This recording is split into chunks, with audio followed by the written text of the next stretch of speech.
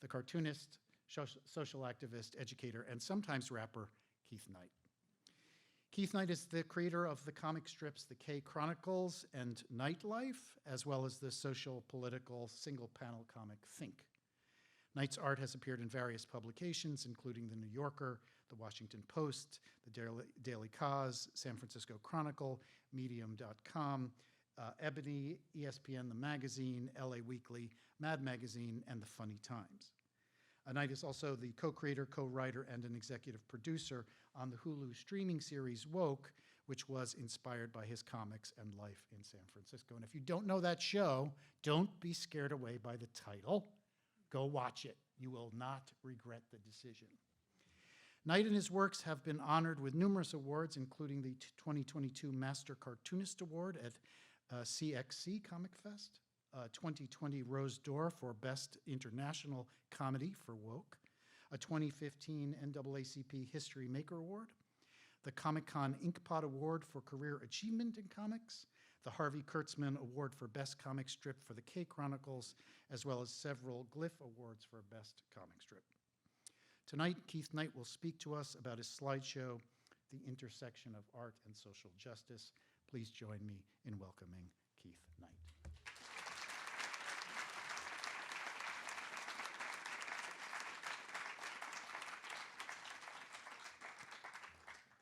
Thank you. I appreciate that wonderful introduction, and I appreciate the Portland Timbers scarf that I think it was Melissa's husband got for me. So thank you for this. I love soccer scarves. I was going to show a trailer of the show if you haven't been, I mean, if you're not familiar with it, but we'll probably just show it after, and so you guys can get into it. So, I say this every time. People always, they say, like, I've never heard of this guy. Like, what's going on? Why does he have a TV show? Who is this person who's done these comics?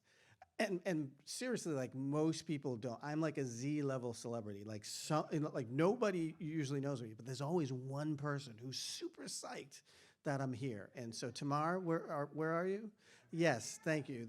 There's always one person who's super psyched. Oh, maybe two. So I'm doing all right. I'm so to the rest of you, I'll just try to explain why this is. Since tying the knot a year and a half ago, a lot of readers have been asking me this question. Has this once macho he-master gone all soft now that I'm a married man? The answer is yes, I've gone all soft and supple. It's true, the best thing about getting hitched is being able to use all your wife's girly products in the bathroom. Stuff I wouldn't be caught dead buying in public. Okay, let's see, we got some anti-crab ointment, anal wart remover, and a peach melba loofah scrub. Shh, not so loud with the loofah scrub. That's right, people, no more scrubbing the nether regions with lava soap for me. We've got rosemary and aloe vera eucalyptus leaves infused with hibiscus shampoo, organic sea kelp and lamb semen exfoliating wash, colloidal oatmeal and placenta enema. Honestly, y'all, using this stuff does make a difference. A lot of folks have been noticing, gee, your skin feels terrific. So that's what I do in a nutshell. This is my autobiographical cartoon, The K Chronicles, and I've been doing it for over 30 years now. It's been a long, long time.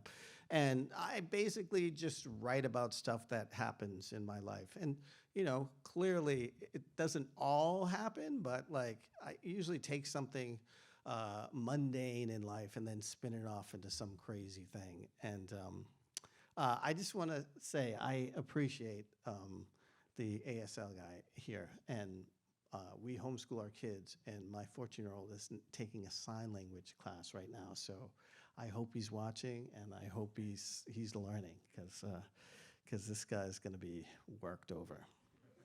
So I grew up in Boston, Massachusetts in the 70s. And in the 70s, Boston, Massachusetts, there was one picture that sort of encapsulated Boston, Massachusetts.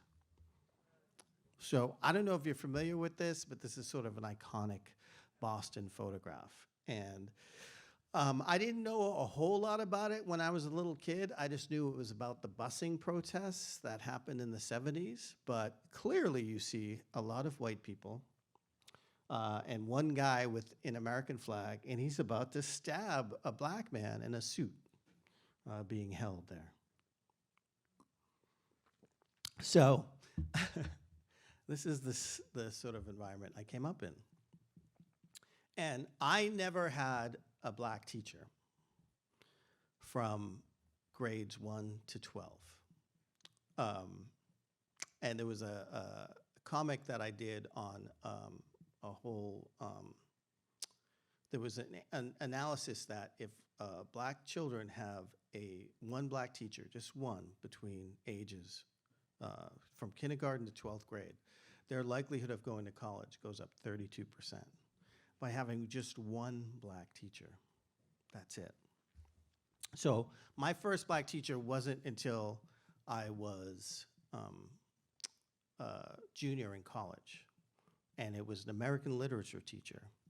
And that American literature teacher, he assigned us Ralph Ellison, Richard Wright, Maya Angelou, and James Baldwin. And when someone brought up, why are you giving us all black writers? He said, I'm giving you all American writers. This is an American literature class. And my head exploded right then, because here was a guy who was working within the system and subverting the system at the same time.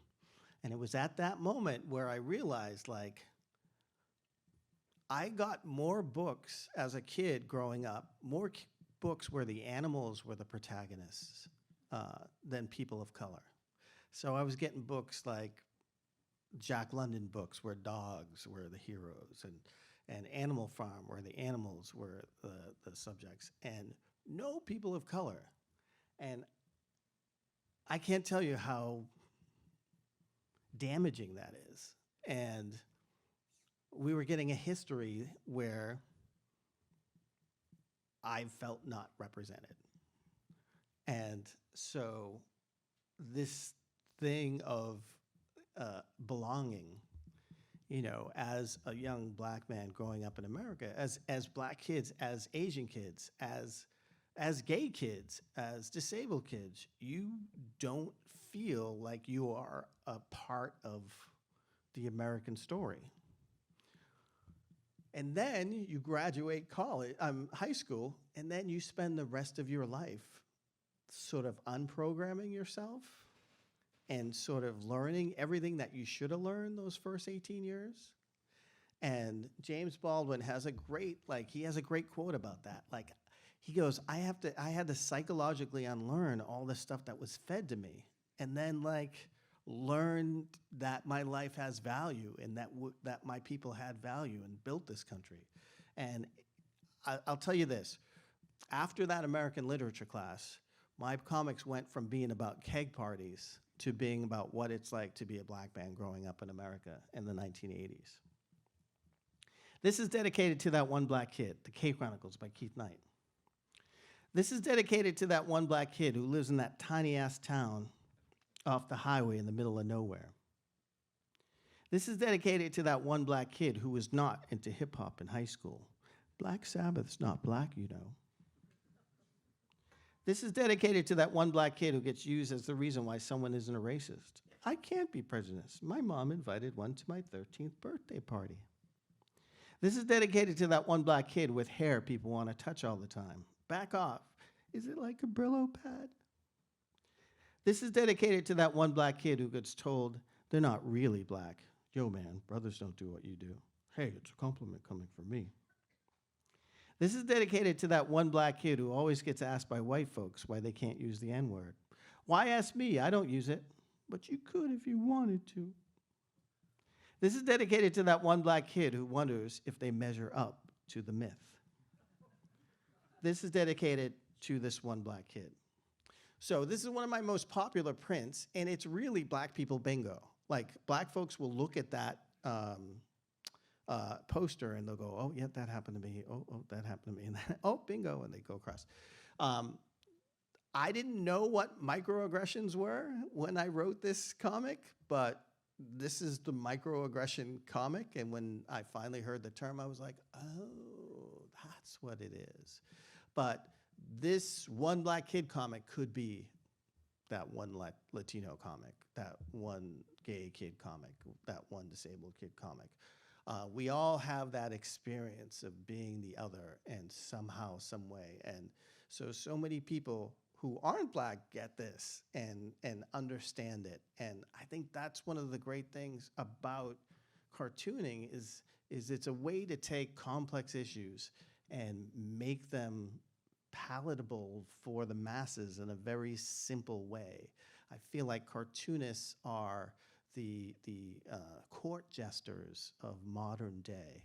And cartooning is really like, I think it's the very first medium. Cave paintings are cartoons. Hieroglyphics are cartoons. I think the first language we learn, we were talking about it in class today, is like, you know, who taught you what a speech balloon was as opposed to a thought balloon? You know, who taught you that, like, when someone's shouting, you know, there's jagged edges to when they're screaming and stuff? No one, you just learned it yourself. And I think that as a cartoonist, you're trying to master that language. You know, we all know the language, but as cartoonists, we try to master it and come up with new stuff we can add to the language. And it's very fascinating and fun to work within this medium. So in 1999, I was asked to do a different strip. And I wanted to do a strip that was the opposite of the K Chronicles. So I wanted to do something that was not autobiographical, one that was not multi-panel. And so the opposite is a single panel taken from the news. So I came up with Think. And Think, I mean, obviously it's ink with TH in front of it, Think. This is the logo I came up with. And what I love about the logo is it looks like late Charles Schulz Snoopy. If you look real close, the parentheses look like the ear, and the dot and the eye look like the eye. And if I was forced to draw Snoopy, I couldn't draw it as good as that looks like Snoopy. So, but I love Think because I'm able to take ideas that I can't flesh out into longer strips, and then just do these quick shots. So this is the very first one I did. Denny's serving blacks since 1997, if signs told the truth. Now, this is when Denny's was sued because they were making black people pay before they got their food. They were serving white folks who came in after them, before them, and it wasn't until a bunch of Secret Service guys in the 90s had a suit against them. And apparently after that, they became like this wonderful diverse company and all this different stuff, but I haven't been in Denny's in a long time, you know. I'm a Waffle House type of guy. No, that's not true. But have you seen the fight videos? Waffle House fight videos? That last one with like the white girl blocking the, it's amazing. It's kind of crazy. Waffle House fight videos.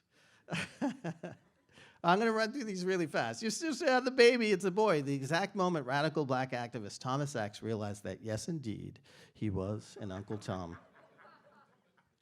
What was promised? 40 acres and a mule. What was got? 40 ounces in a pit bull. This just in. Police have just released the alleged description of the gunman who has been robbing the downtown area, terrorizing downtown area. Please don't let it be a black guy. Please don't let it be a Middle Eastern guy. Ha! They'll never catch me. Ah, the power of white privilege. All lives matter. Asterisk. Restrictions apply. See skin color for details. So here's the deal with all lives matter. And I just want to get this, and I'm sure you've heard this. If I have a bumper sticker on the back of my car that says, save the rainforests, it does not mean F the other forests. It means the rainforests are getting cut down at a very quick rate, and we need to do something about it. So when I say Black Lives Matter, it doesn't mean screw everybody else, okay? You just don't see people who white suffer to what Tyree Nichols went through, you know? And it doesn't matter the color of the police. It's the system that we're under that allows, you think black policemen could do that to a white man? And did you see how quickly they were fired and how quickly they were charged? You know? Until we see that with white police officers, you know, this is not a just system. Supreme Court leak. Roe versus Wade. Is that, I need another beer. I'm sorry. This is very small. I can't read that. All right. The penis monologues with Will Chamberlain, Jimi Hendrix, and Milton Berle. How was it? Way, way too long. This is for the older folks in the audience. Ask your parents.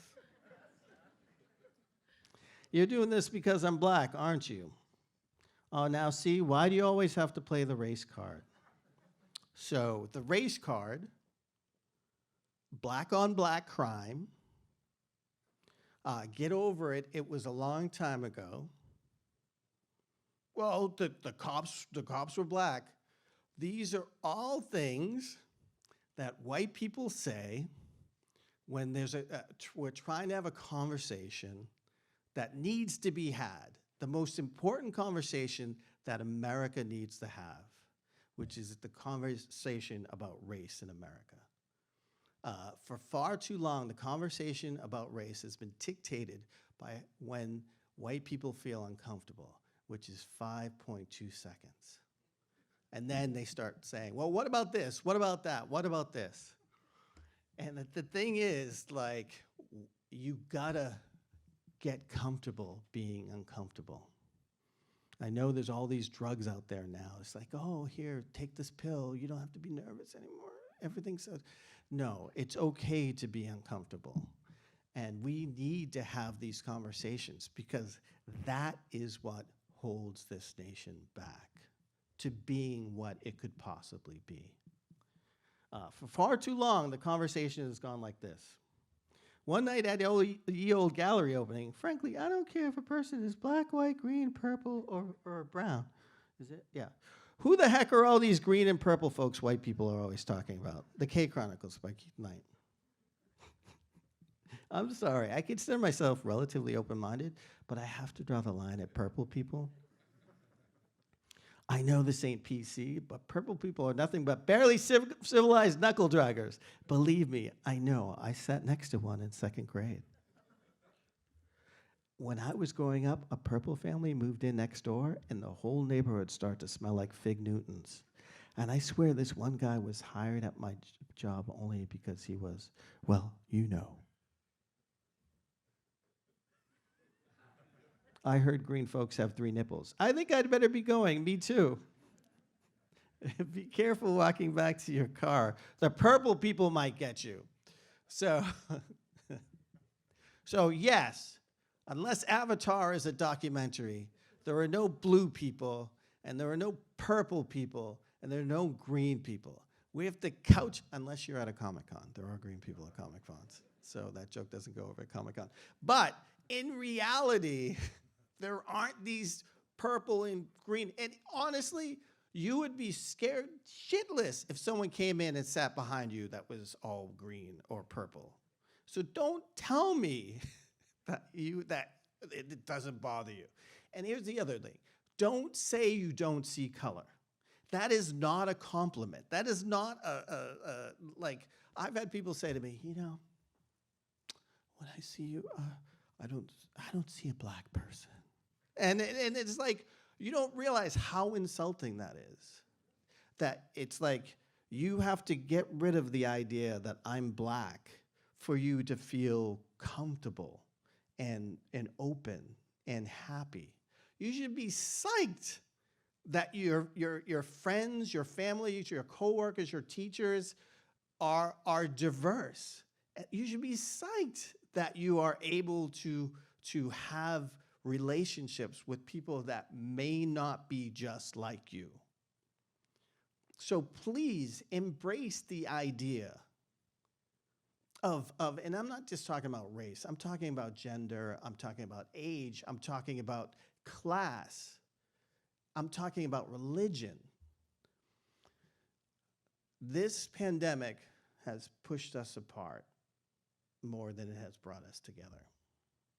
And so we spend a lot of time online. It's easy to be mean to people online. It's not as easy to be cruel to people to their faces. And we need to spend more time having these conversations. And so hopefully when you leave here, and some of you have the privilege, most of you have the privilege to leave here and forget anything that I've said today. Anything. But there are some people in here who live this every single moment of their lives. I do. I do. And people say, oh, well, so why is it always going to be about race? Why do you always have to make it about race? I didn't make it about race. America made it about race. America made it about race.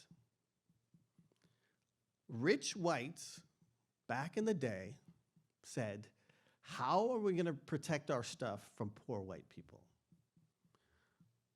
We will convince the poor white people that they may have it bad, but at least they're white.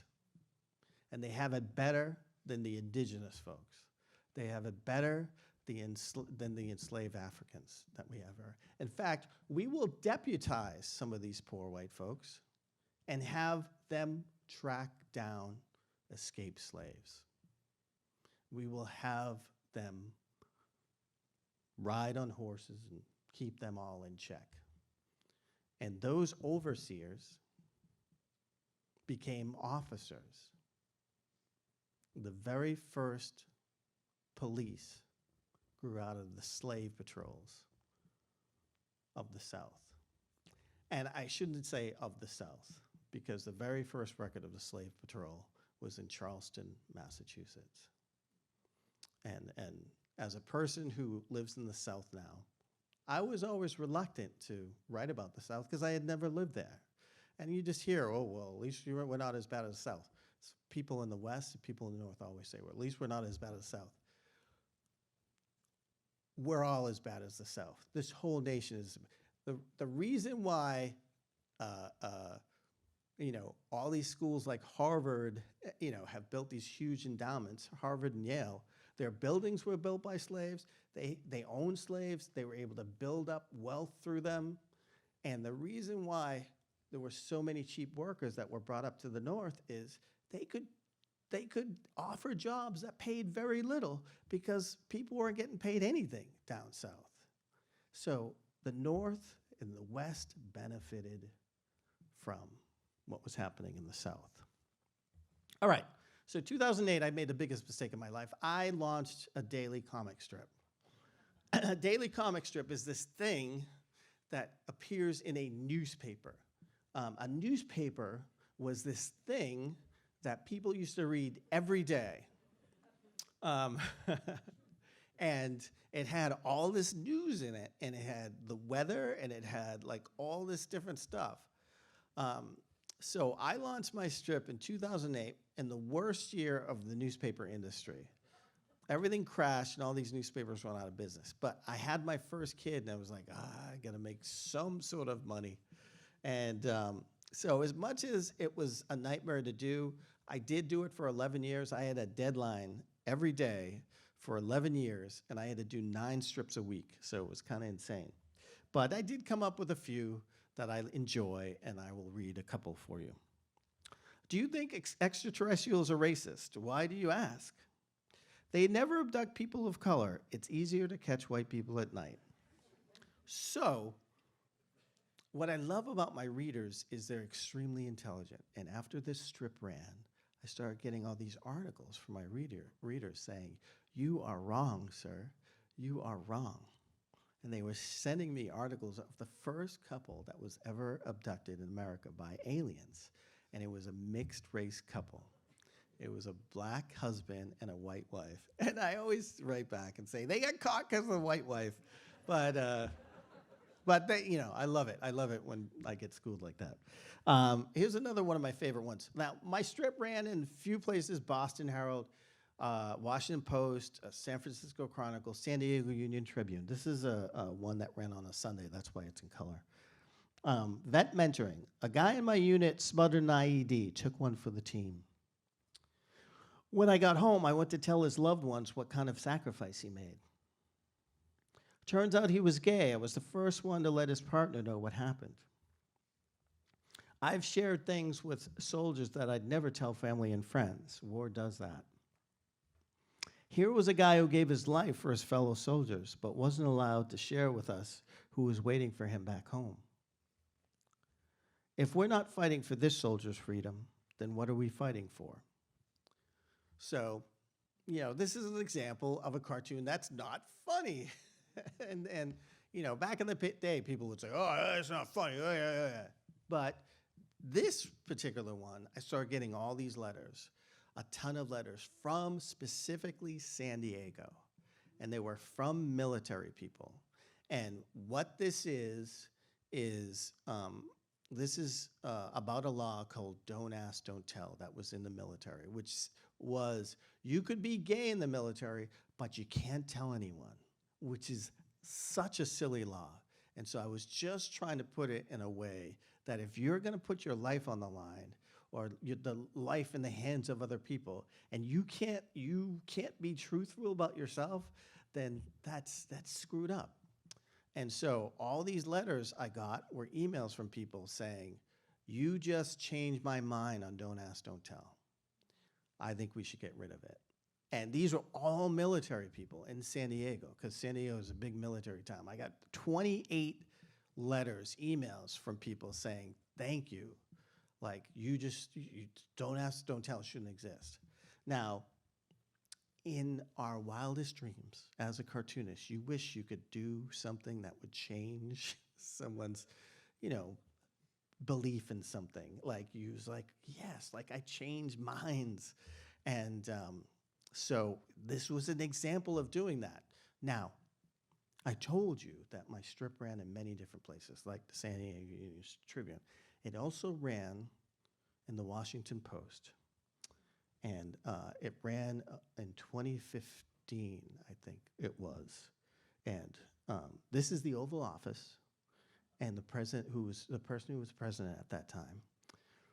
And on his desk is the Sunday Comics. My strip ran in June of that year. In October of that year, this president repealed Don't Ask, Don't Tell. Now, I'm not saying I had anything to do with it, but the evidence is right there. So, comics can change people's lives, and I need people to understand that. It's not just little funnies, ha-ha, And we were talking about it in the class today. Someone asked me, like, are there any comics that you, really particularly love? And I was telling them that it isn't about the comics. It's about how people, people's letters to me after reading the comics. And one of the examples was this kid that was in Vallejo, California. And he was, it sounded like, he was a kid in a rough neighborhood, and he had never thought he would ever leave his hometown. But he loved reading my comics about going overseas and experiencing different countries and different cultures and everything. And he loved them so much that he suddenly wanted to go overseas. And he was writing to me to tell me he started participating in a school program, and he was going overseas for the first time. And he felt the need to tell me, you're the reason why I'm going overseas. And so those type of things, like, just, they make me weep. And one of the other ones that I've been meaning to add to the show, but I just feel completely weird about it. I have to check with them. But I got an email. No, it was on Twitter. This guy said he was going to kill himself. He was in the bathroom going to kill himself. And the only thing that kept him alive was he was reading my comics. And someone showed up and helped him out. And he just said, sorry to bring you down, Keith, but thank you for saving my life. Like, so comics can change. I joke about it, but they do things. And you just don't know how you affect people and your behavior and your art and the way you treat people and the way you write about things. I think we all have, and it's, I'm not saying everybody go out of here and create some art that's going to change people's lives, but the way we make space for people and the way we listen to people is very important. So I think we should all consider that. So speaking of comics about stuff, this is a comic about Martin Luther King. And this is a comic that came out when he was marching. And I always see stuff online saying, Martin Luther King did it right. He didn't stop traffic. He did everything right. This was the type of stuff that they wrote about Martin Luther King. Martin Luther King was stabbed, he was shot, he was arrested, he was murdered. He went down when he was killed. He was one of the most hated Americans in the United States. And we have this sort of fantasy idea of what he was now that he's been gone for all this time. But people from that time know that he was advocating for workers' rights, and people were like, oh, you're moving out of your lane now, stay in your lane and all this stuff. And I just want to show that, like, everything that's happening now was happening 50 years ago, was happening 100 years ago, was happening 200 years ago. Here's another comic that came out about Martin Luther King. And this was a comic that came out, I think, in the 50s, and it was about the Montgomery bus boycott. And they printed up 250,000 of these. They put them in churches, they put them in schools, they put them in libraries. And there was a young man that read it. Man's name is John Lewis. And that inspired him to join the movement. That same comic book inspired two of the guys that were in the Greensboro Woolworth sit-ins that participated in that. Comics do connect, they do reach. I wish that they had graphic novels when I was a kid and they had us read them in school, because I would have read a lot more. But the most rock star thing about John Lewis is his assistant. Well, there's many rock star things about John Lewis, but his assistant was like, hey, why don't you do a book like that was similar to that Martin Luther King comic that inspired you? He's like, no.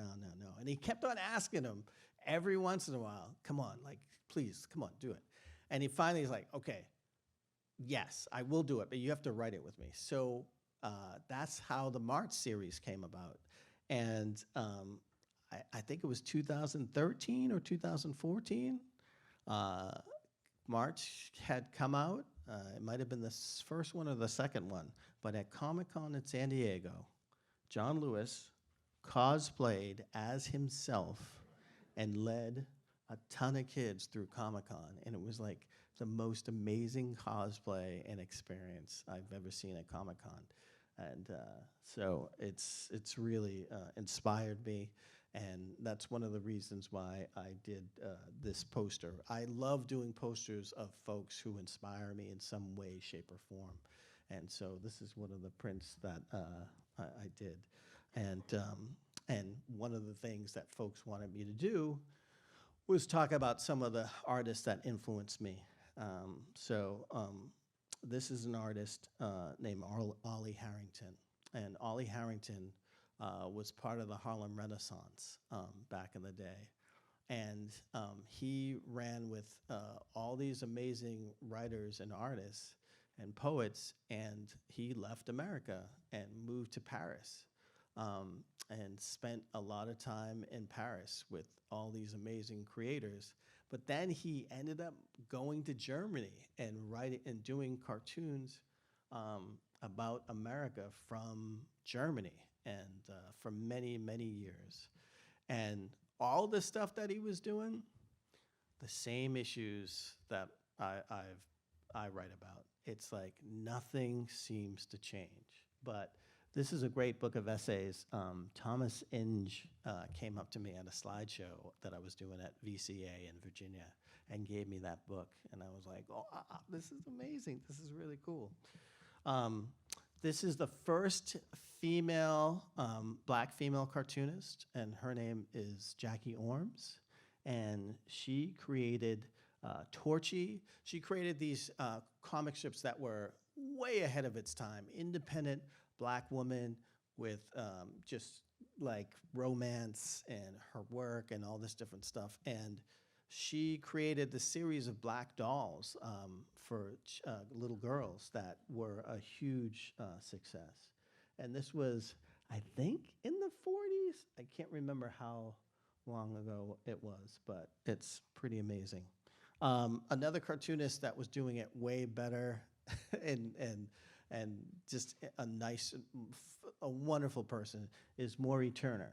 Maury Turner was the first nationally syndicated black cartoonist who did Wee Pals back in the 60s. And it's terrible, but he was like in just a very few newspapers. And then Martin Luther King was murdered, and then he got into all these different newspapers after that. So sometimes, like, the worst thing that happens, sort of, things happen because of that are good, I guess. Lalo Alcaraz is another cartoonist who is a big influence for me. Lalo is just a few years older than me, and everything that happens to him usually happens to me a couple of years after. So whenever I see him, like when he started in television, I was like, oh man, like I'm gonna be in television. and lo and behold, 3 years later, like I got to deal with TV. So it's really fun, and we're like, it's crazy. I don't know if this is totally true, but he did this comic in 2002, and that happened in 2014. And I don't understand how that happened, but like he is amazing, and we're thinking about doing a tour together called the Black and Tan Tour. And so if we do, please book us. Dred Scott is another artist that I really enjoy, and he does sort of agitprop stuff and a lot of physical stuff. And this is one of the things he did where basically he had like a fireman just spray this hose on him, and it was a metaphor for what blacks have to deal with in society just to live their lives. And we were, I met him when I was invited to do my police brutality slideshow in Germany. And I just remember it was really dark. I couldn't see the audience, but every time I was showing all these things, I kept on hearing this giggling, and it just kept on going. And I was like, who's this guy giggling? And the lights went up, and I was like, oh my God, it's Dred Scott. So it was really cool. Fly. Fly is this cartoonist who I don't even know what to say. Like I knew her as a member of God Is My Co-Pilot back in the day, this band out of New York, and she was a squatter in the ABC No Rio squat in the Lower East Side of Manhattan, and she created these wonderful things called peeps, where she would draw somebody she's interviewing and then write their interview behind it. And this really is the influence of, like, for my drawings of folks who influenced me and with the words. It's not the exact same as that, but I love her work, and it's so great to see. She just did really great piece in Minneapolis, a retrospective show. So Fly was in a band, was an artist. I was in a band, an artist. Music has been a big influence. The Clash, I came up in the 80s, you know, as I was spinning hip hop on my college radio station and got thrown off because I was playing it. But at the same time, I was mixing in stuff like The Clash in it, and just really loved sort of their attitude and the stuff that their influences you could hear in their music, and they were cool. Henry Rollins, I'm a big fan of because of his transition from, you know, as we get older. I've been admiring all these artists who like transition and go from different places. So he was, you know, in Black Flag, but he also developed his own book publishing arm, and he would go around and do these presentations and everything. But he also has this amazing radio show in Los Angeles on KCRW, and it's the only time I enjoy listening to NPR fundraising because he goes insane. He'll play like Filipino punk and he'll scream that he needs $50,000. He doesn't, you know, just crazy insane. And he raises it. He raises more money than probably the whole thing, everybody else together. So I really dig him. And he's always like seems to find like really interesting roles too. David Bowie's a no-brainer.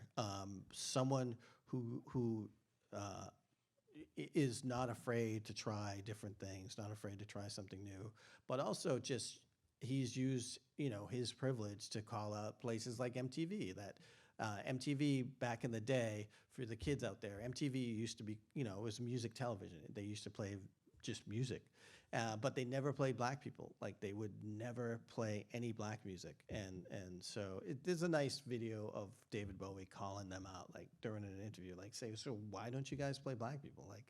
Like, you know, every music that everybody's into here is it wouldn't exist if it wasn't for black people, you know, and so to me that's pretty cool.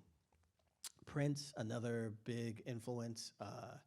Prince was using emojis and everything before emojis were a thing, and letters for words and words for letters, but just also fighting for the rights of artists early on, and low key like contributing to all these different things that, and he would never talk about. It was pretty amazing. Public Enemy. Public Enemy, huge. I just dropped way too much money on a Public Enemy vinyl album last night at some at some record shop here, and I was like, I gotta stop. But Public Enemy, you know, if you look at the lyrics of Fight the Power, it is a manifesto for black people to have. It is about just, you know, knowing what we're up against.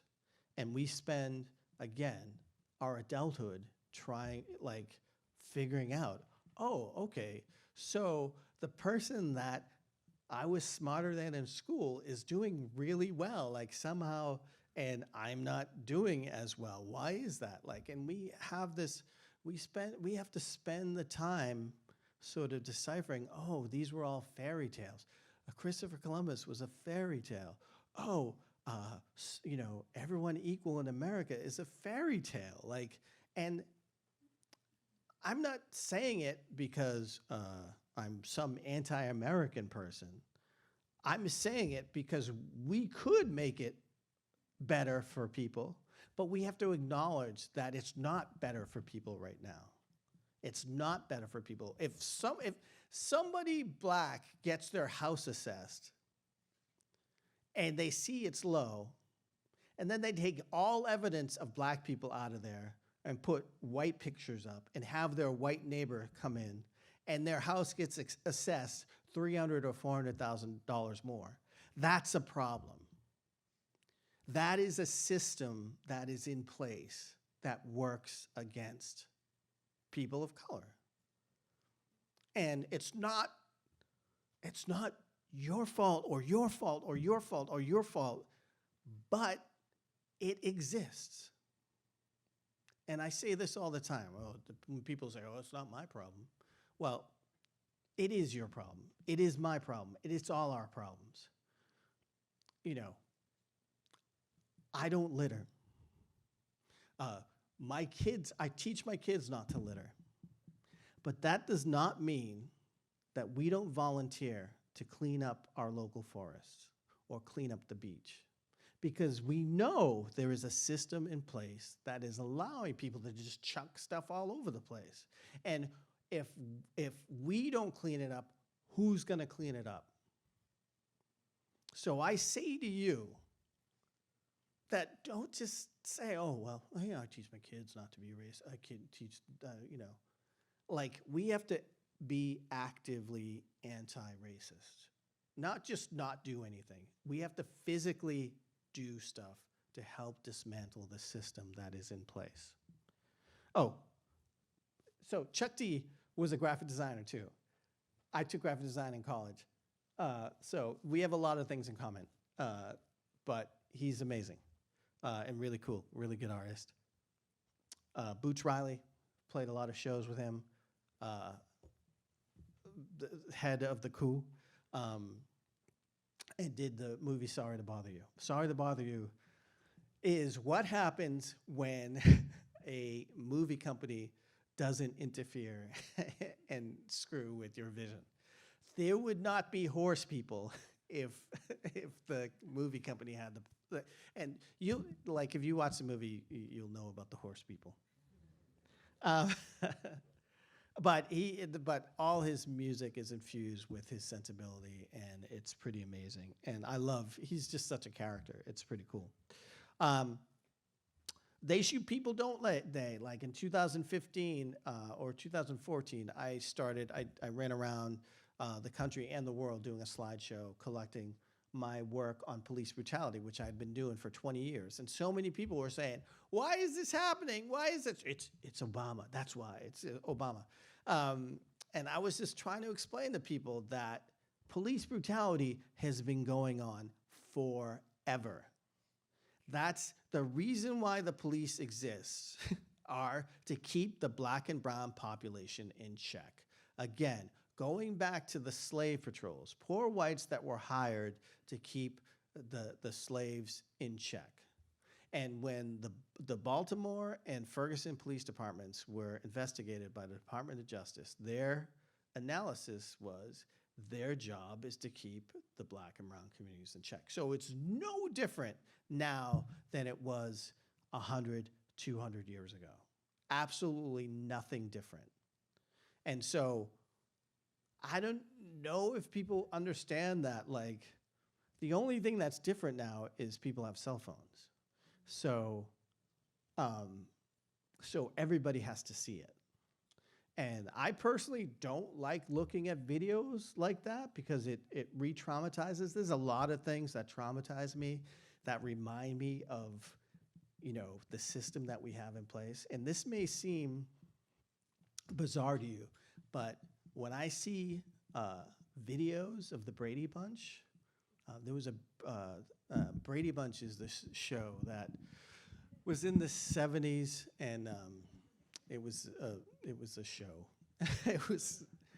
But what happened is when the show was over, they went and had the Brady Bunch Variety Hour, and the Brady Bunch Variety Hour is them grown up, and none of them can sing, and they're all singing stuff like Earth, Wind, and Fire songs. And to me, to black people, that is traumatizing.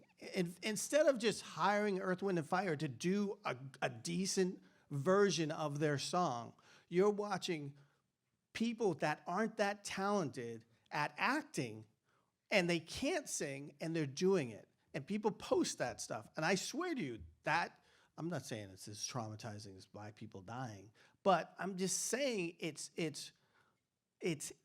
to me, no person of color has no talent whatsoever would ever get a TV show like that and sit there and sing terribly like that.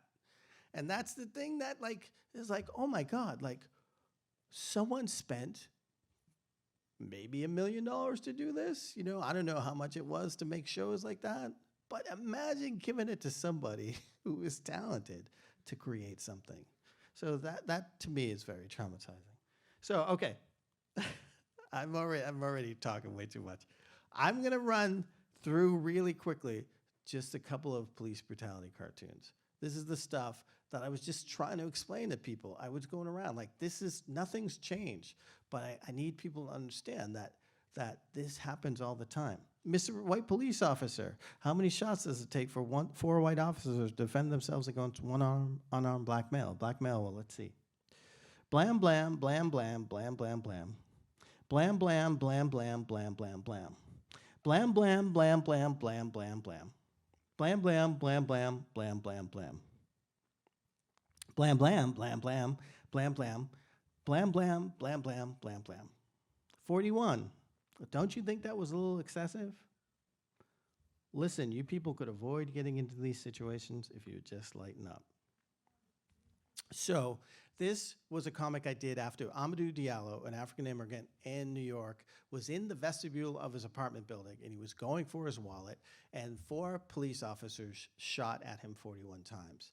And then when they went on trial, it got moved up to the whitest part of New York, which only happens when there's officers who kill a black person. It's got to be moved someplace because there might be black people around and they're whacked out. They'll go against the police. And so then it gets moved to the whitest part, and then they got off. And they got off because they said they were defending themselves against this man. So the point with that strip is, how many shots does it take to go from defense to offense? 25? 30? 35? And we let this happen all the time. And this is the firing range where police officers do target practice. How come all the targets are black? What do you mean? They're silhouettes. They're supposed to be black. I'm talking about the afro and the FUBU logo across the chest. Well, I'll be.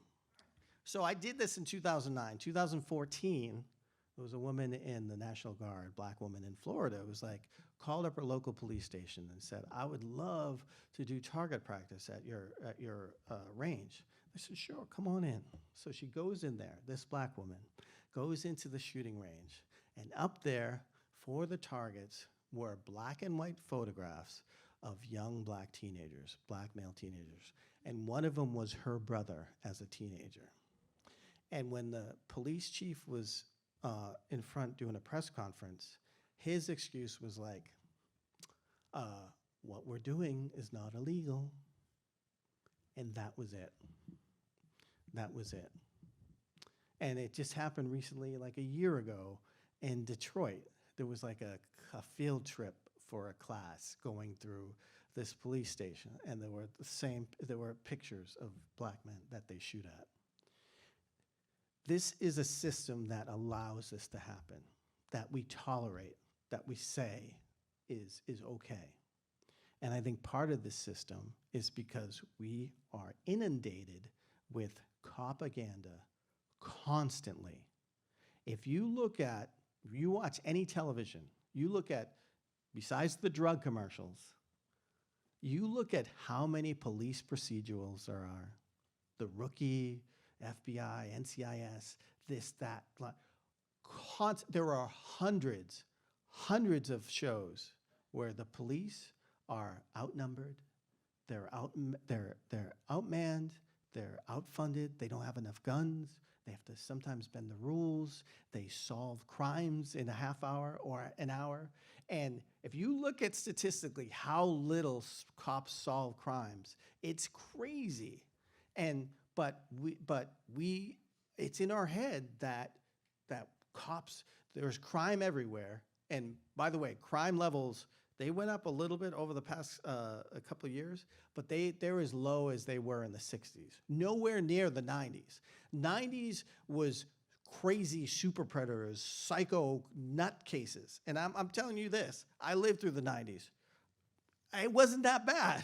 Like, so they make it sound like we're going through hell right now, like we're in hell.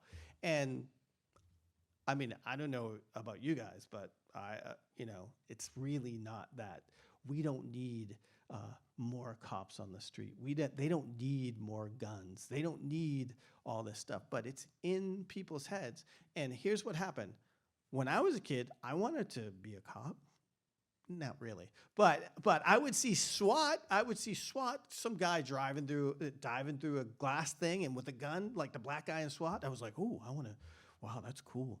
But and what happens is the people who really want to become cops go to cop school, and by the way, you have to put in more time as a hair salon person, more hours to become a hair salon person than it is to become a cop. But so then they get to being a cop, and then 90% of it is just sitting around in the car and nothing happens. And you have to conjure up the crimes. Like, you're like, wait, well, I need some action. So then a broken taillight is a crime. A jaywalker is a crime. Like, something's going on there. Like, and you conjure up all this craziness. And I have people in my family that are police officers or that were police officers, and I have these conversations with them, and they're like, I can't argue against anything that you say, because there's nothing to argue. Like, and all that stuff you see on there is, I think it's dangerous, extremely dangerous. And everybody does it. Bad boys, like all this stuff. Like, it's so crazy. I mean, I think one of the biggest, craziest jokes is Ice-T is the longest running actor in a police procedural in the history of television. It's like insane. It's crazy. Okay, so that's why this person protests. And of course, he's been blackballed. That's completely evident. The greatest thing about it is he's gone on to do a lot of great things, produce a lot of amazing things. His short series on his time as a football player and baseball player is great. I'm not sure if he's helping to produce the 1619 Project, but you should check out the 1619 Project, which is really amazing.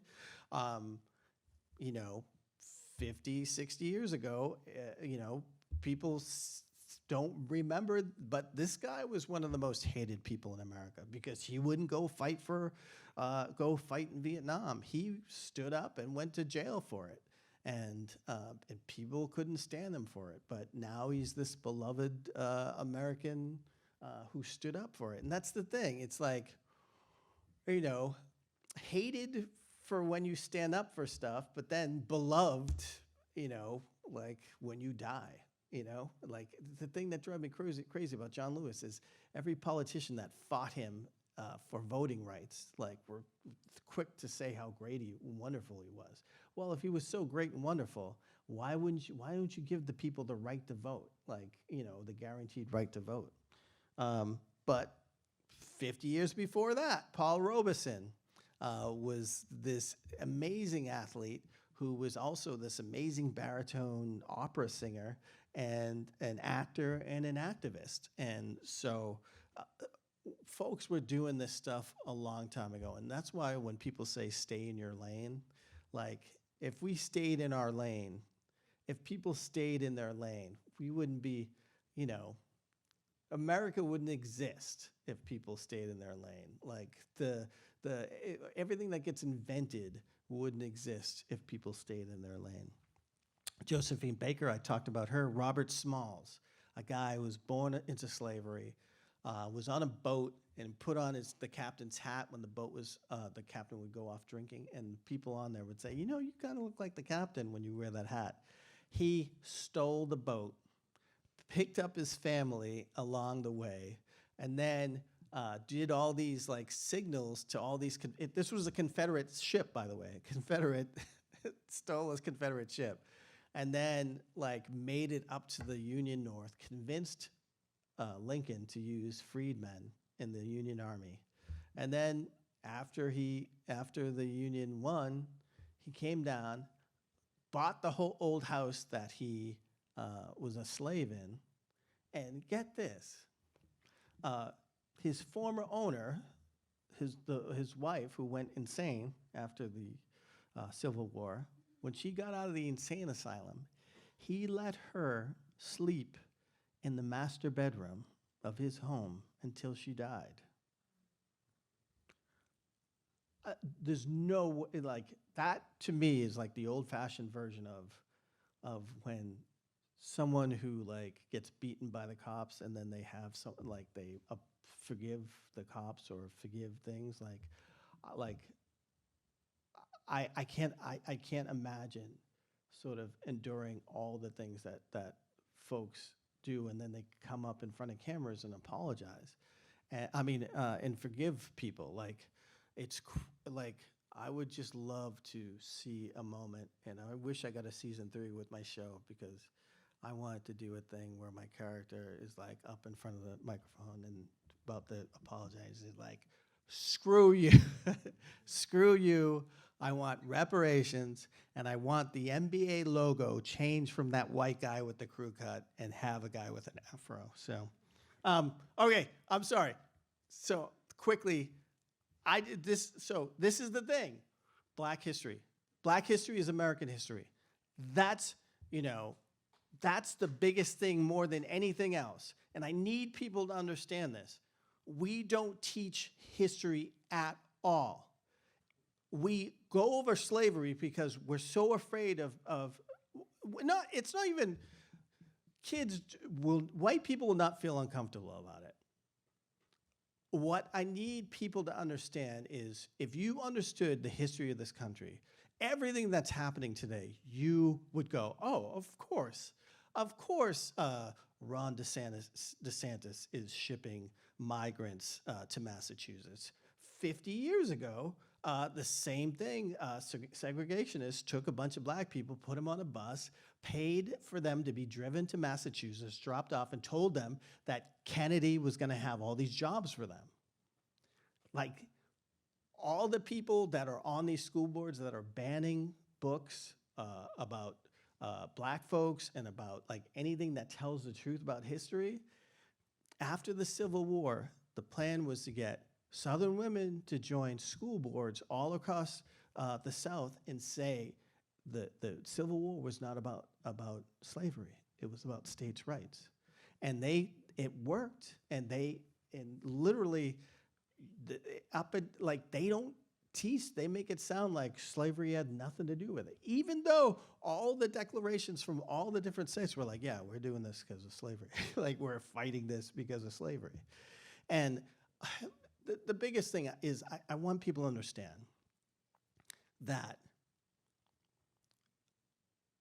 we don't comprehend what you could build if you had centuries of free labor. What could you build if you had 250 years of absolutely free labor? We don't take that in. And if you wanted to make more labor, you just assaulted half the people on your plantation and made more. And when they had babies, you took them away and sold them. I don't think we take the time to understand how damaging that is. That the fact that black folks in this country have been enslaved longer than they've been free. We don't look at that timeline. And the idea that suddenly, oh, you guys are free. Like, I listened to an interview in 1930 of a freed slave who was in Texas. His owner came up to him with a shotgun and his family and said, y'all are free. You have 5 minutes to get off here, off my land, and I'll start shooting. So this family that knew nothing more than being enslaved, had nothing, were sent into the downtown of this town to find food, to find shelter, to find jobs, and they were rejected at every part of the way. And so when people sit there and go, why don't you pull yourself up by your bootstraps? Black folks didn't have the bootstraps to pull themselves up by. And I don't think people truly understand that. And so, this idea of wealth, the average white family has $200,000 of wealth, average black family, barely anything. And we know that wealth is passed on, usually through real estate. The US government wanted families to have their first house in the 30s and 40s. So they're giving out these low-cost loans. They weren't giving them to black folks. So you had white people building wealth. They were able to go to schools that black folks couldn't go to. And they pass it on and pass it on, and they accumulate. We don't teach this. And because we don't teach this, people just sit there and go, well, why don't you get it together? It's as if,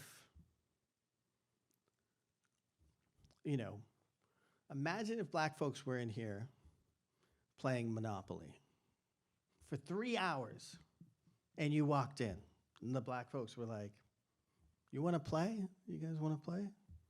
And you said, I'm not going to play. Like, you own all the hotels and motels and all the properties and everything. And the blacks were like, wait, we started out with $200. We're giving you $200. That's what this is. That's what this is. So this idea, and here's the great thing about it, is reparations. There used to be a time if I mentioned reparations, people would be like, oh my God, how dare you? Like, how dare you say that? White privilege? People are like, oh, are you crazy? Like, now we can start to at least have these conversations. Reparations were paid after the Civil War. Do you know who they were paid to? White slave owners who lost their property. They were paid. We need to pay. We need to pay people. And here's the thing. We need to do it. I think we should do it the way America does its thing, which is never mention race, but just pay families with bonds by looking at their assets, like what their wealth is. So the least wealthiest folks get the most money. That way you never have to mention race. And then you'll see, then someone will notice that black people are getting all the money, and then, they'll shut it down. But that's the way racism works, which is like, we'll make these laws that are vaguely like, they target black people, but they're not. I mean, that's what the voting laws are. That's what all the black codes were. Well, black codes were really straight up, no, we don't want black folks. I was talking about Jackie Robinson. Jackie Robinson is another fairy tale. Jackie Robinson was not the first black professional baseball player. Moses Fleetwood, and someone in the class said it today, Moses Fleetwood Walker is the very first black professional baseball player, late 1800s. And it was right when white folks were like, nah, and shut it all down for black folks. 10 years of Reconstruction. They were like, 10 years after 250 years of slavery is enough. So that should fix everything.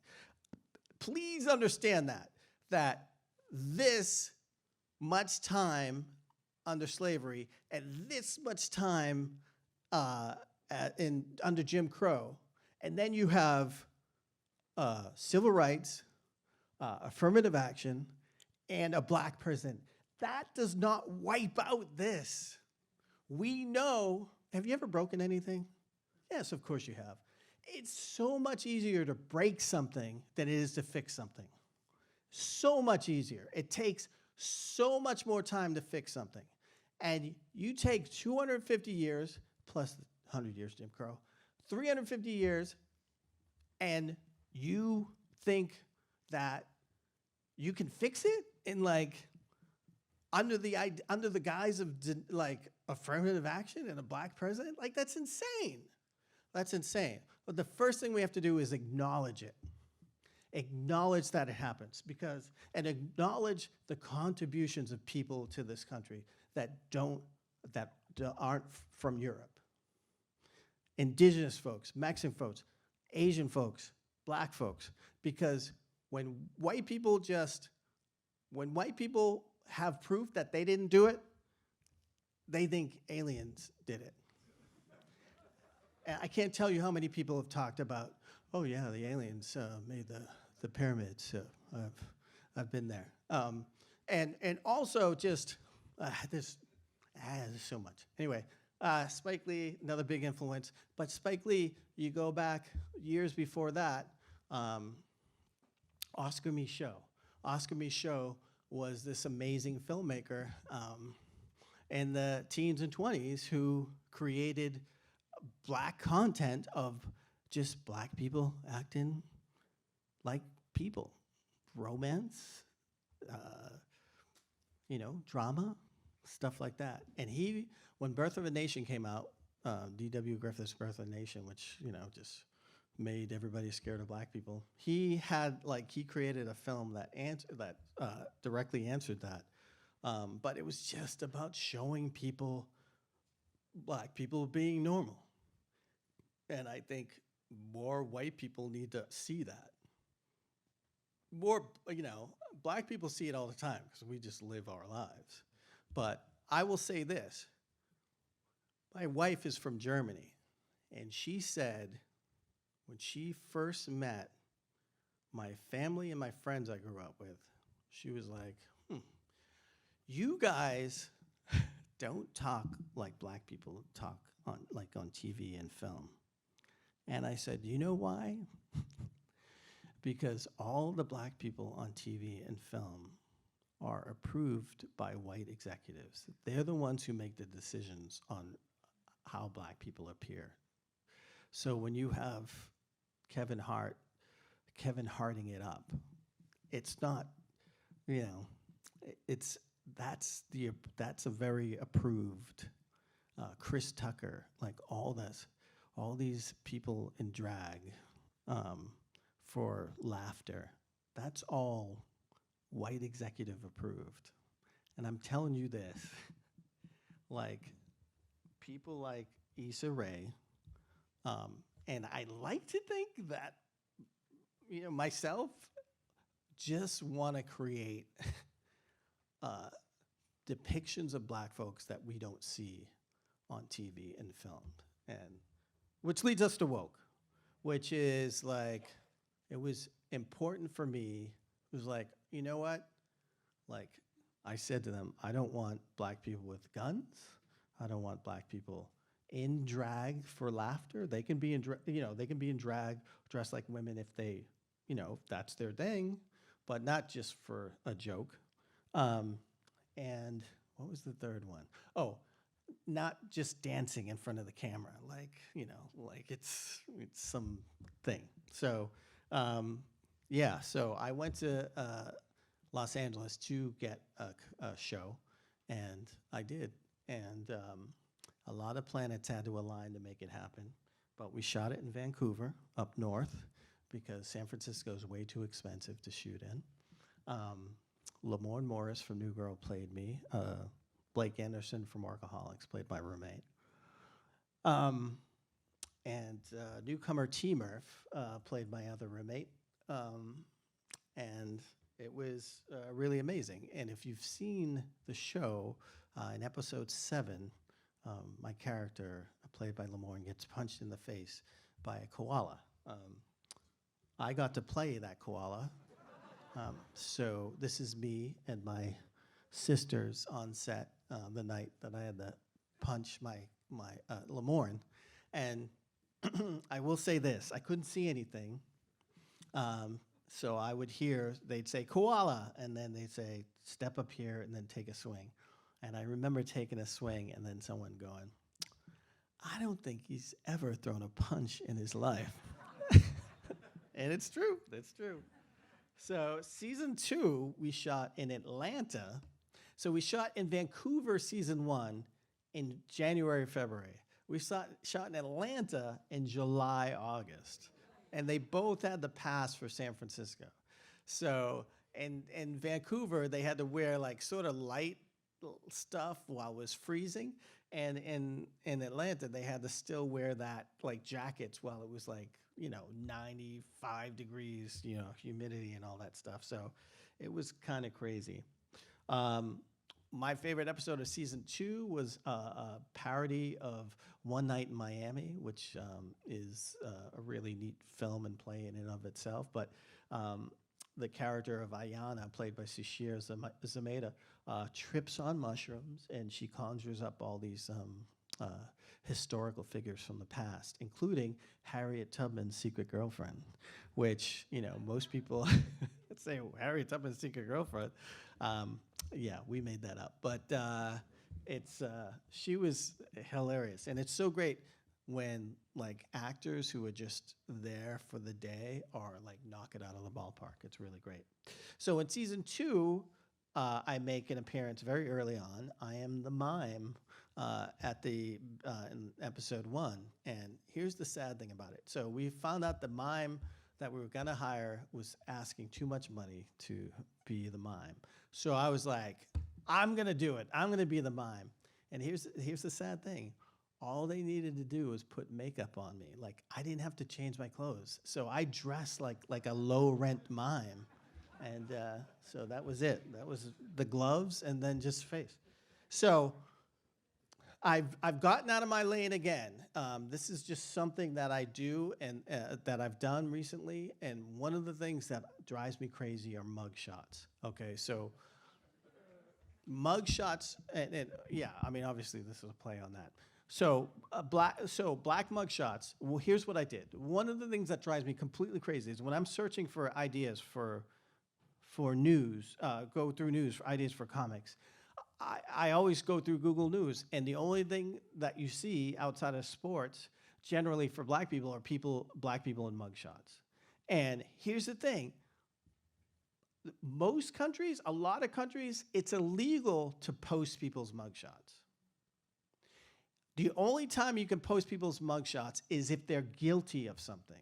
But in America, like, they just post people's mugshots. And those mugshots stay online forever.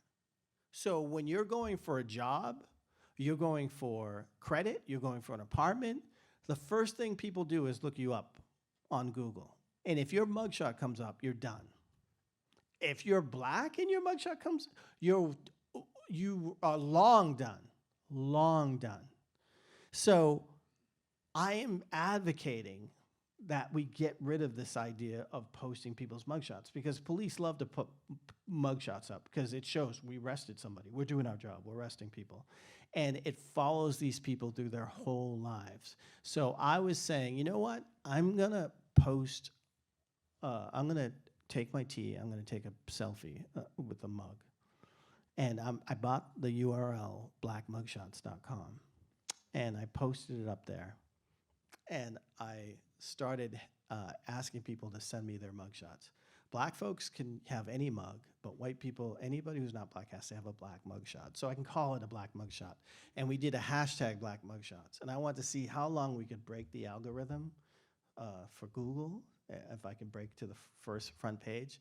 It took me a month and a half. But people started sending in their mugshots and posting it, and we were posting up online. It took me 1 month to break into the black mugshots.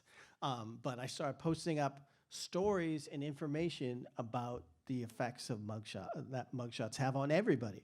In North Carolina, I don't know if they have them here in small towns, but there are newspapers that are just mugshots. They sell newspapers of mugshots. And I think you're supposed to just feel better that you're not in these mugshots, but they sell them for $1, and there are companies out there that will contact you and say, we will scrub the internet of your mugshot for $1,000. There are companies out there that do that. So, this stuff happens. There's so many things that are up against us. Literally, like people who have names that sound black will not get called back just because their names sound black. You know, there are things that like I think a black man with a college degree has a harder time getting a job than a white man who has been arrested. People need to understand that we need to make changes in our society. And we need to, it's not just equity. No, it's not just equality, it's equity. That's what I'm trying to say. It's equity. We need to make up for the wrongs done in the past. That's the only way we'll be able to move forward. So I say to you in conclusion, knowledge of self is so important. And America, knowledge of self is knowing the history of this country.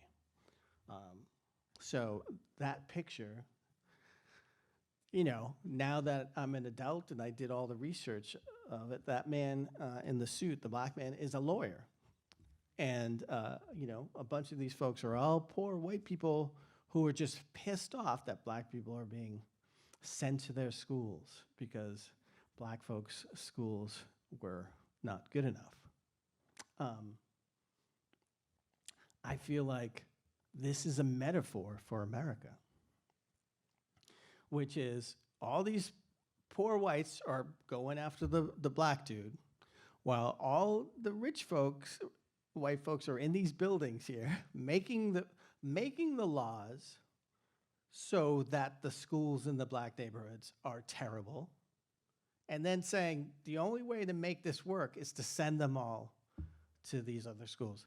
I would be perfectly fine if the black schools were funded and not by the accordance to the taxes that are collected, because that is a perpetual, if they're all terrible neighborhoods, which they've all been redlined, all these black neighborhoods, that's how ghettos were formed, where folks who couldn't get mortgages to get houses, they're all forced into the worst parts of town, which are generally the east parts of town. I don't know if it's like that in East Eugene, I don't know, but the east part of town is generally the worst part of town. You know why? Because the wind blows all the bad pollution and fumes, so all the dumps are put on the east side of town. And that's where all the black neighborhoods are, all the poor neighborhoods are. And every town has the same story. Every town has the same story. So I just ask you, we all need to step up. And it doesn't, I'm not saying we all take a bullet here. What I'm saying is when you have the opportunity to hire somebody, don't dismiss them because their name sounds funny. You may not be able to pronounce it, okay? Because if you are helping somebody, you know what? It's like LeBron James winning a championship in Cleveland. That's like 2 anywhere else. Like, if you step up and give somebody an opportunity, I can't tell you how important that is. And there were so many people that gave me an opportunity. And so I ask of you to do the same thing. And it's easy to be racist. It's easy to be sexist. It's easy to be exclusionary.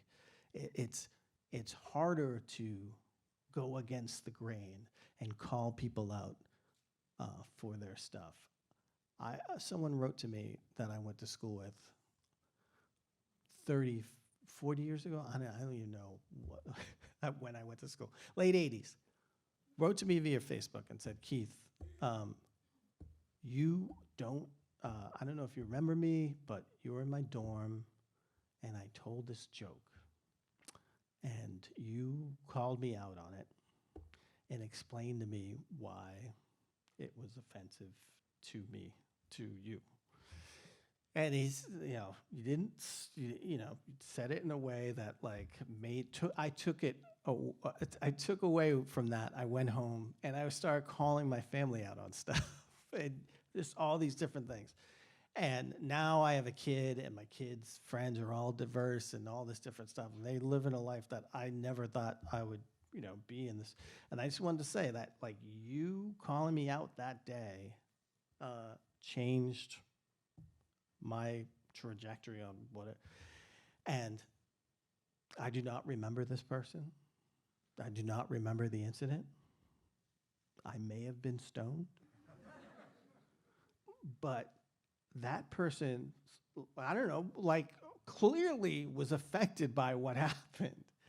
And I just want to say, like, the smallest things can change people's, just start them on a different road. And so I just want to say in conclusion, like, we all have to step up. Because we are watching people in power go, yep, Black history is not important. It's not important. Because they want it to continue the way it's going. And it's not going well. It's not. If we want to live to the ideals of America, we should teach the history, the real history. And we should also teach music in school, because music, seriously, like, everything that you listen to goes back to Black folks. And you'd be like, oh, well, okay, well, rock and roll, Black folks, blues, Black folks, techno, Black folks. Like you will have, and people we need to give credit where credit is due. The high five, Black folks. The super soaker, Black folks. The potato chip, Black folks. The slap shot in hockey. The descendants of escaped slaves who went to Canada, Nova Scotia, invented the modern game that we call hockey, including the slap shot. Look it up. I'm doing a strip right now. The Indiana Hoosiers, Indiana State, is it Indiana State? Hoosiers is named after a Black man. His name was Harry Hoosier, Black Harry Hoosier. And Indiana is like sneaky racist.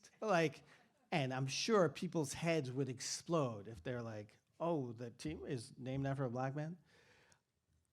And the reason why I know this is someone had posted this thing on, it was from Newsmax, and it was like a guy interviewing this white dude, like, who somehow was getting away with, like, dropping all this knowledge on this guy. And you could see the host's face going, I don't know anything. Like you could see on his face, like, I don't know anything about Black history. Like, and he was just like dropping all this stuff, and you could see him recover and go, and that's why we should get rid of teacher unions. Like that was his recovery. It was nothing else. But I'm just saying, like, it's out there. You just have to dig for it. Oh, this is the last thing I'll say. I won't say anything else.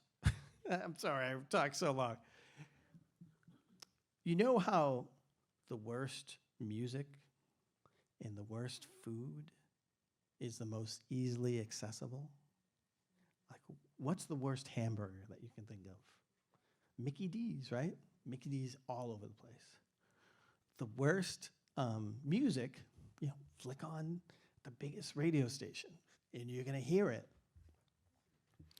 If you want a good hamburger, right, you have to look for it. You have to find it. If you want good music, you have to, like, go down to the left of the dial or, like, dig in the crates. They call it hip-hop, it's digging in the crates. It's the same with history. Christopher Columbus is the McDonald's hamburger of history. I'm serious. And if you dig, and that's the thing, anything that's of quality, that's healthy, you have to, like, really search out for it and find it. And that's what this history that I'm telling you is what we need to do, is seek it, like search for it and dig for it. And that is the nutritional stuff. That's the good stuff. And so, the Pilgrims, McDonald's hamburger. Columbus, McDonald's hamburger. But Robert Smalls and all this other stuff that's under the surface. If you know that history, that's the thing. That's the reason why it's almost releasing. White people always get mad. They get mad. Why? Because they feel guilty. White guilt. That's a lot. There's a lot of white guilt. You will feel less guilty if you know the history of this country. You will feel less guilty because you will understand why it's all happening. And then you will feel compelled to help change it. But right now, by not knowing it, you just get mad. Like, why is everybody tearing stuff up? Why are people protesting and tearing stuff up? Black people built this country. They have every right, they built it for free, every right to tear it all down because they don't own any of it. And when people say, go back to wherever, we came to America and they stripped us of our names, of our families, of our art, of our culture, of everything. And gave us, this new horrible identity in America. And we persevered through that. I am the descendant of the strongest people from that early America. I survived countless atrocities, my ancestors, for me to be here today. And so I need people to start thinking differently about what this history is and understand how important it is. And I thank you. And I apologize for talking so long. I do funny cartoons too, so, but thank you very much. I appreciate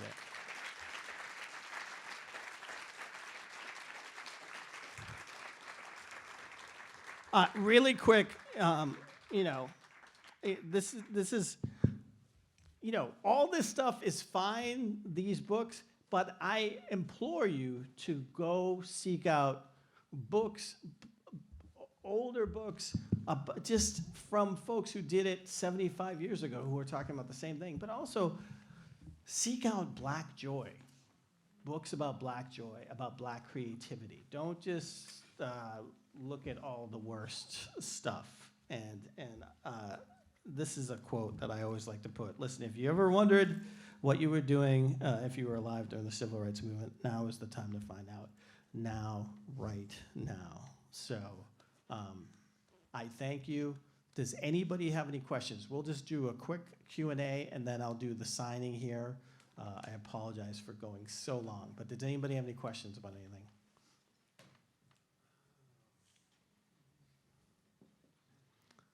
No? Okay. Well. If you have a question, come to one of the microphones so that we can hear you. Yeah. No questions about anything? And no poetry? I don't really have a question, but I just want to say that's a great speech, but also a Black man named, I think it was Marshall, that invented the blue post container. So he's the reason that we get mail every day. Oh, yeah. Also, the pencil sharpener that are in all the schools, was invented by a Black man, and it's called the love sharpener.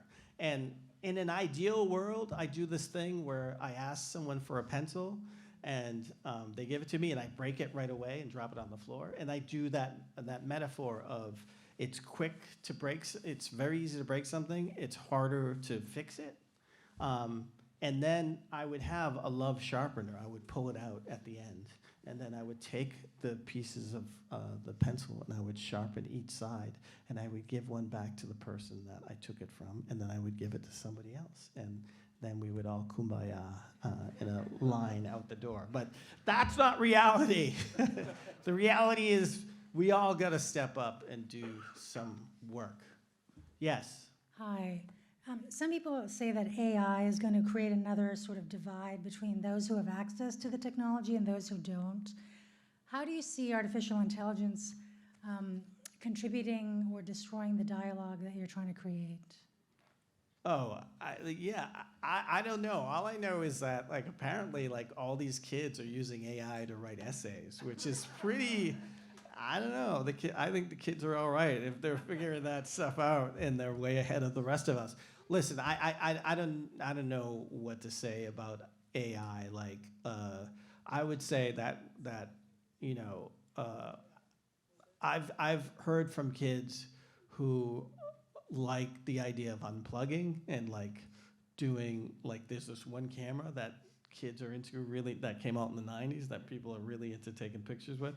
And I just think that there's going to be more and more like folks using turntables and let's hope.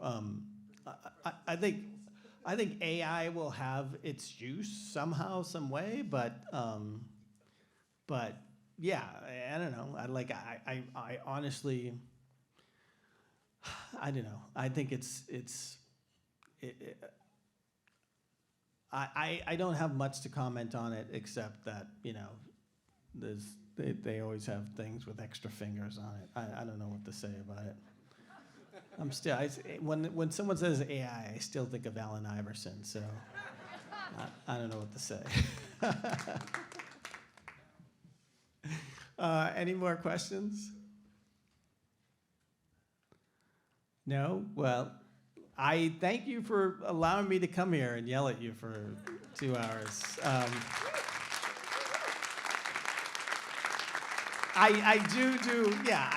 It's not all, I am an extremely optimistic person, and so the idea that like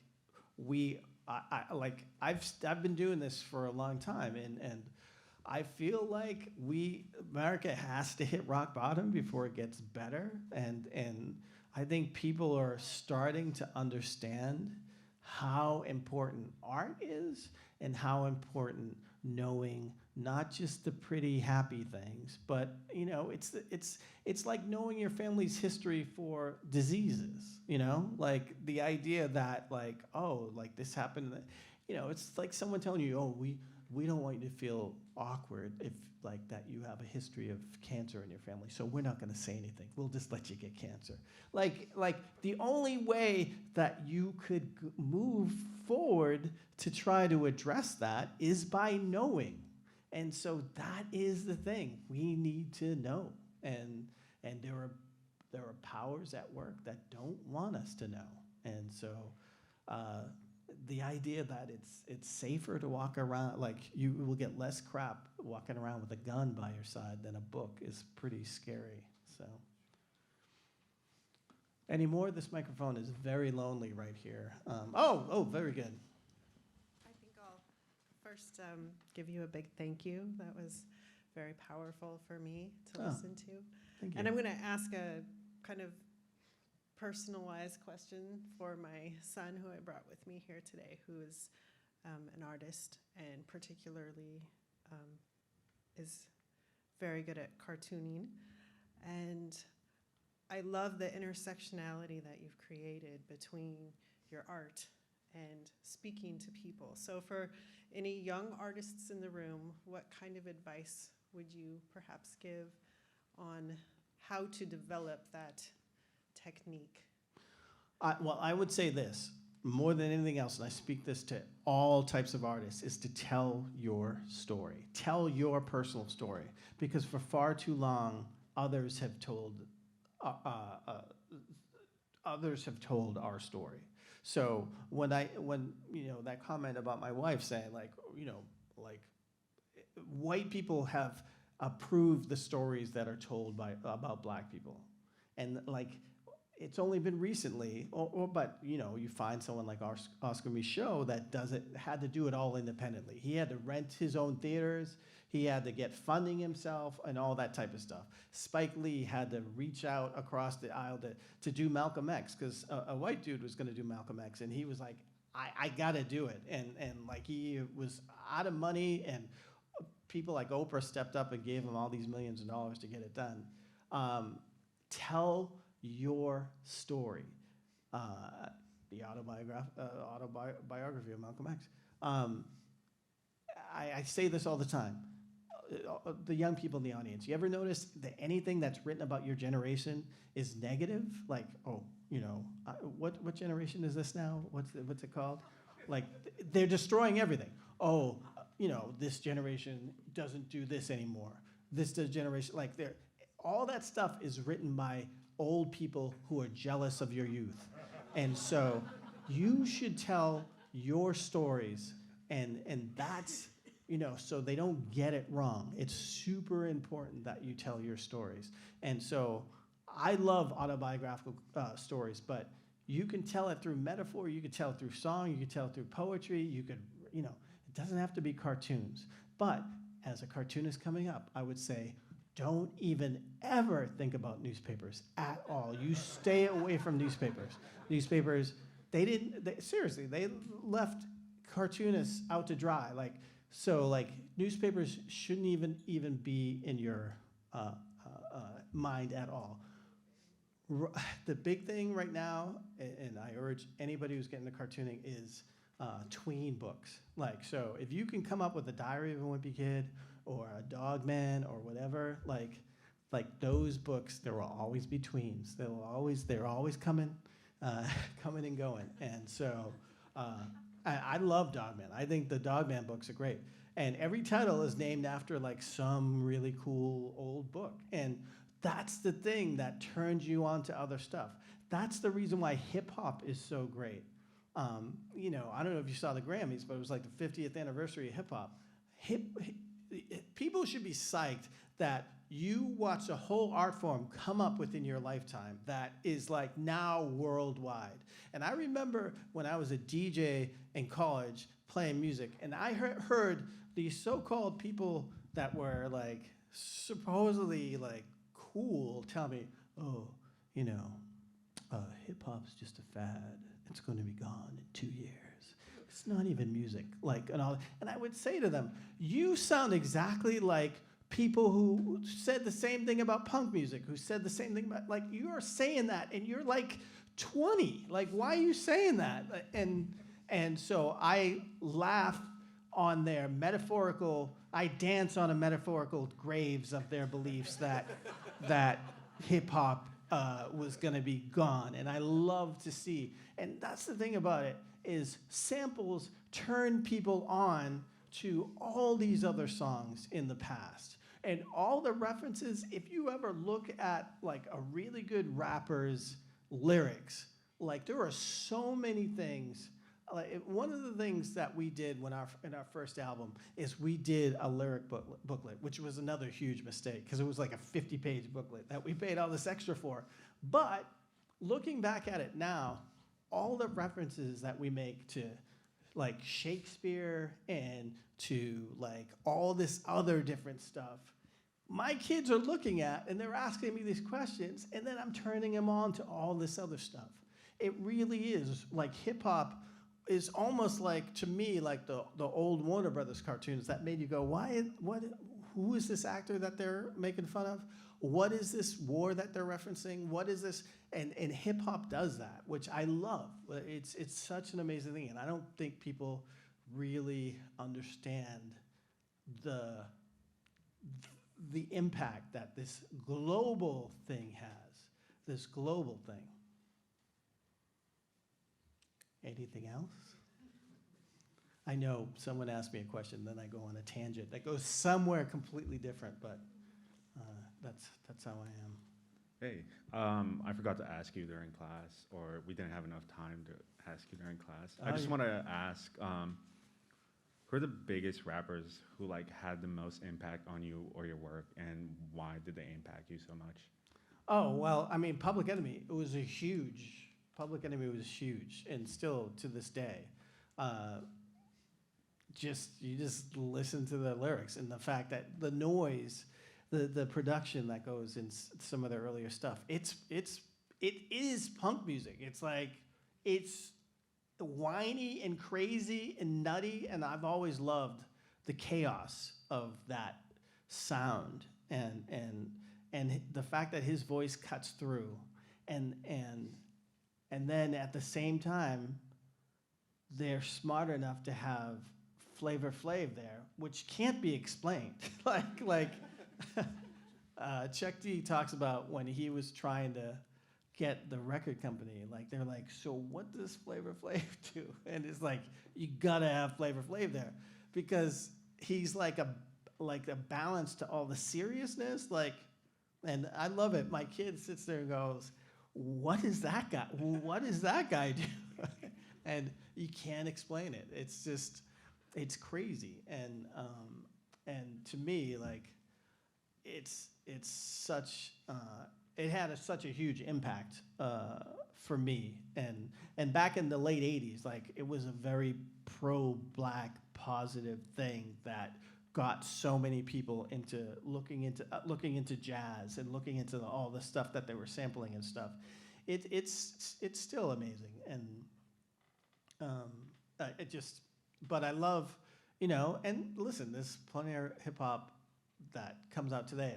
It goes totally over my head, like, and I get it, I've aged out, and but there's still a lot of great hip hop being made. That I like, but it's just not being played on the radio. Like, again, you have to search in the crates for it, And back in the day, Public Enemy didn't get played on the radio, It was like, it was, crazy devil music that they're gonna come and get us, And I say this to this day. Fox News did to white people what white people thought hip hop would do to black people, which is Fox News gets white people so angry that they want to just shoot up places and get all crazy. And it never happened with hip hop, like that thing that everyone was afraid about. I had a chance when I was in program council, I'm going to get bitter again, 1987 or 88, I had a chance to bring De La Soul, A Tribe Called Quest, and the Jungle Brothers to our campus for maybe $3,000 at the most. It was nothing for all three of those groups to come. And you know what they said to me? Oh, it's rap. We're afraid that gangsters might show up. So, yeah, all three groups? Yeah, I think it was 88, yeah. Yeah. And know who we got instead? I think the American Pie guy for the 32nd time. And he sings, there's nothing else he sings. So he sings American Pie for 35 minutes. I'm not bitter. I will say this. They got Meatloaf to come. And I was pissed off because they got Meatloaf. But Meatloaf put on a hell of a show. Meatloaf would always look like he's gonna have a heart attack. And so I was like, all right, I will give Meatloaf some credit. That was a good show. So, all right. Earlier you were talking about how Kevin Hart and Chris Tucker were kind of hand-selected. What methods did you use to make sure that your art was represented correctly? Well, I had a great team that really convinced, and I think the people from Hulu said, we can't make this show without Keith being completely hands-on the whole time. And I never realized that, how rare that is, until all these other cartoonists were said to me, how did you, usually they buy it and they go, get away, we'll do it, and then they take it and they screw it up. But when I was getting it made, I said, here's the deal. I need to be in on every aspect of it because I've heard too many people say they took it and they screwed it up. And I said to myself, if it's gonna get screwed up, I wanna be there when it's happening. So oh, this is where it goes wrong, And apparently it went wrong with the title right at the beginning because so many people now dismiss, the word woke has become this sort of such a negative thing that they won't even give it a try. They think it's a show just, I'm going to be preached to. But if anybody who's seen it knows we're making fun of it at the same time as we're touching on all these issues, but it's a funny, really smart show, and the actors. I mean, everybody involved in it was just amazing, and so I consider myself extremely fortunate to have experienced